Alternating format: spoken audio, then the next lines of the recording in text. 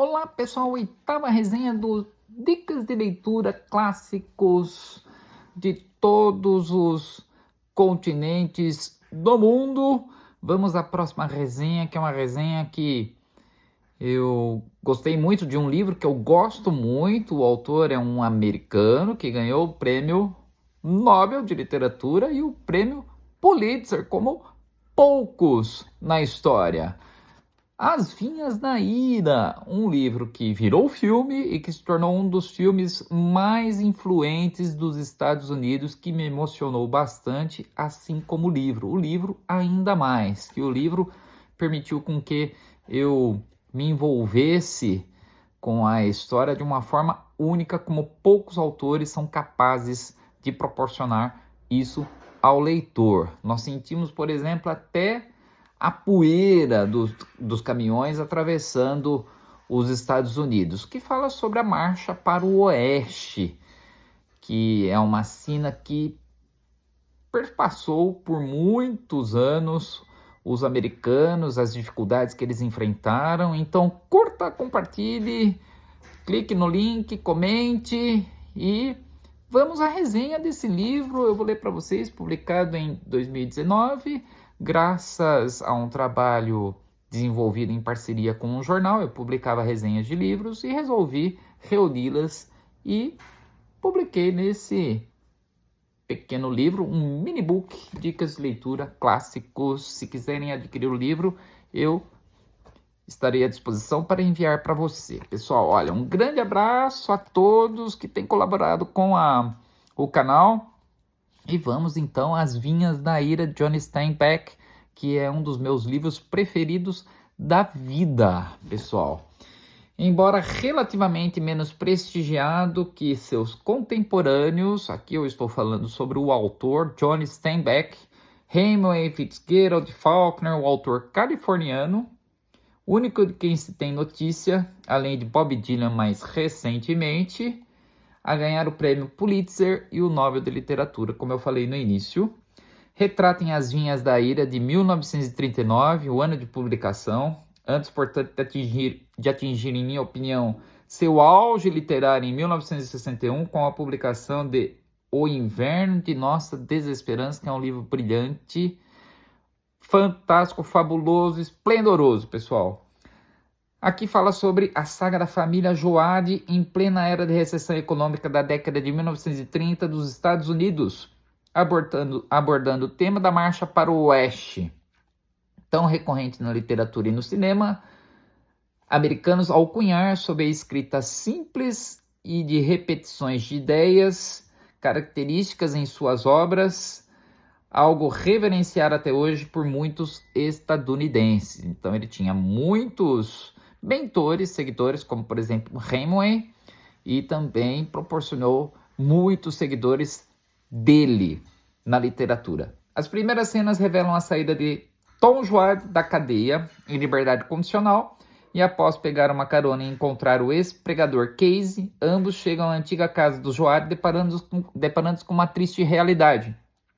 A propriedade dera lugar à plantação de algodão e os arrendatários das terras estavam sendo expulsos pelos proprietários diante das péssimas safras e da substituição da mão de obra pelas máquinas. Muita gente ficou sem emprego depois do crash de 29.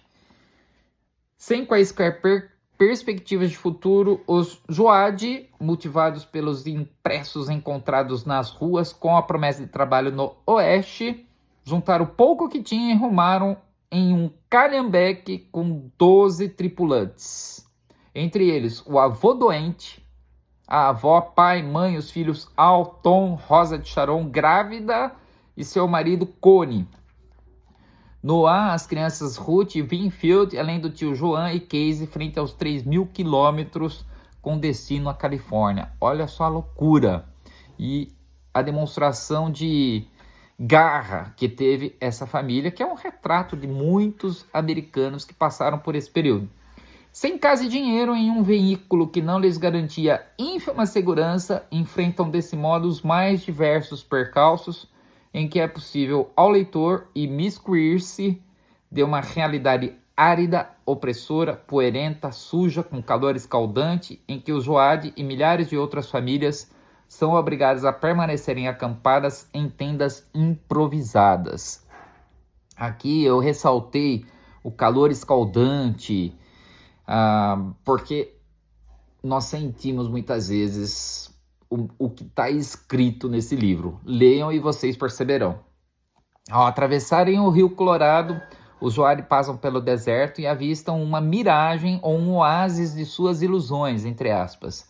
Os campos frondosos, abarrotados de árvores frutíferas, inferindo-lhes a esperança pelo trabalho e sustento da família, ao se sujeitarem a, desafortunadamente, empregos por míseros centes, insuficientes para comida e sobrevivência mediante os lucros exuberantes dos proprietários. Trabalho escravo com outro nome. Em muitos instantes expressa-se, frente a um trágico cenário, a força do ser humano em que cada uma das almas revela apenas um pedacinho delas. Ninguém preenche sua alma sozinho. Em condições desesperadoras, as fronteiras dos sítios ao dia e das casas à noite estabelecem-se em novas fronteiras de suas almas graças à solidariedade e à organização. E tem mais, pessoal. Então, se alguém está em dificuldades, deve procurar a sua própria gente, diante da miséria que provoca todos os males. São apenas alguns trechos que eu capturei do texto. Cabe testemunhar o final impressionante, capaz de deixar o leitor com uma dor aguda no estômago, que é realmente isso. Depois vocês me contam sobre as suas experiências.